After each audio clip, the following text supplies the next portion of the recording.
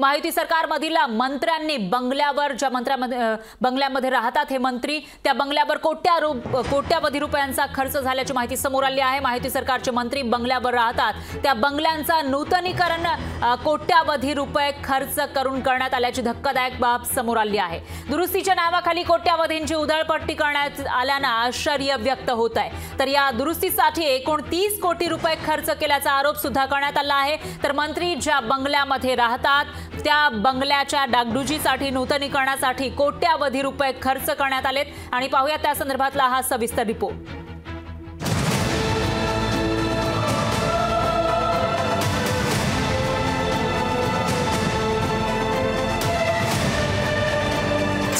मंत्र्यांच्या बंगल्यावर कोट्यावधीची उधळपट्टी,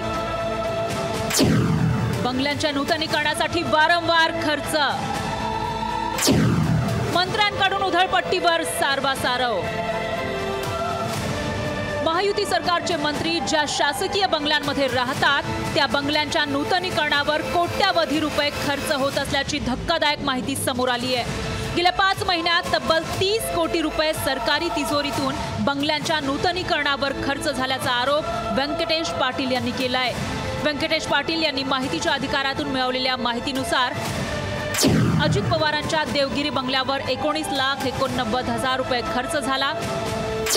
तर सुधीर मुनगंटीवार यांच्या पर्णकुटी बंगल्यावर 1,50,00,000 रुपये खर्च करण्यात आला। राधाकृष्ण विखे पाटलांच्या रॉयल स्टोन बंगल्यावर 1,58,00,000चा खर्च झाला।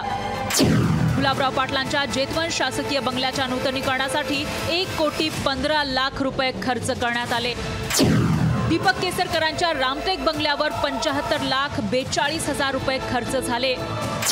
तानाजी सावंत यांच्या लोहगड बंगला नूतनीकरणावर 87,46,000 रुपये खर्च झाला। तर अतुल सावेंच्या शिवगड बंगल्यावर 1,04,00,000चा खर्च झाला। शंभूराज देसाईंच्या पावनगड बंगल्यावर 83,24,000 रुपये नूतनीकरण खर्च दाखवण्यात आला। चंद्रकांत पाटलांच्या सिंहगड बंगल्यावर 52,37,000चा खर्च करण्यात आला। तर हा बंगल्यांवरील खर्च बोगस असल्याचा आरोप केला जातोय। 30 कोटीचे हे जे बंगल्यावरचे कामं काढले त्याच्यातले 60% कामं जे आहेत पूर्णपणे बोगस आणि कागदोपत्री आहेत आणि जे काही 30-40% शिल्लक राहतात त्याच्यात कामाची जी खरी किंमत बघितलं तर ती फक्त 30%च आहे। 70% हे कामाचं एस्टिमेट वाढून बोगस पद्धतीने केलेलं काम आहे। शासकीय बंगल्यांवरच्या नूतनीकरणावरचा खर्च नियमित असल्याचा दावा शंभूराज देसाईंनी केलाय। राहायला येण्यापूर्वी कुठल्याही घरामध्ये आपण डागडुजी करतो, फर्निचर खराब झालं असलं तर फर्निचर नवीन करतो, काही डागडुजी रंगरंगोटी करावी लागली तर ते करतो, काही पंखे वगैरे खराब झाले असेल तर ते बदलतो। नियमित होणारा हा खर्च आहे। आम्ही मंत्री झाल्यापासून गेल्या 1.5-2 वर्षात झालेला हा खर्च आहे। कुठेही अवाजवी खर्च केलेला नाही। सुस्थितीत आमची निवासस्थानं असावीत यासाठी नियमानुसार केलेला हा खर्च आहे। शिक्षण मंत्री दीपक केसरकर यांनीही शासकीय बंगले ब्रिटिश काळातले असल्याने खर्च गरजेचा असल्याचं म्हटलंय। जे बंगले आहेत हे ब्रिटिशकालीन बंगले आहेत आणि वेळोवेळी त्याला मेंटेनन्स करायला लागतो तरच हे वैभव टिकून राहणार। त्याच्यामुळे असं काही नाही की अनावश्यक खर्च केलेला। आपण माझ्या बंगल्यावर येऊन बघा, अजूनही फर्निचर सगळं जुनंच आहे, परंतु जिथं स्लॅब कोसळत असतो, जिथं फर्निचर फाटलेलं असतं, शेवटी तुम्ही राज्याचे प्रतिनिधी असता, तुम्हाला सर्वांना वेलकम करायला लागतं। मंत्र्यांच्या शासकीय बंगल्यांचं नूतनीकरण करण्याबद्दल कोणतंही दुमत नाही, पण तक्रारदारानं केलेला आरोप गंभीर आहे।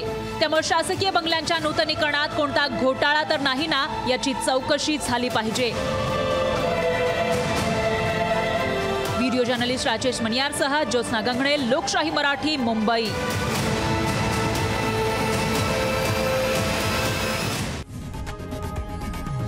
लोकशाही मराठी ऐका, पहा, जागरूक रहा।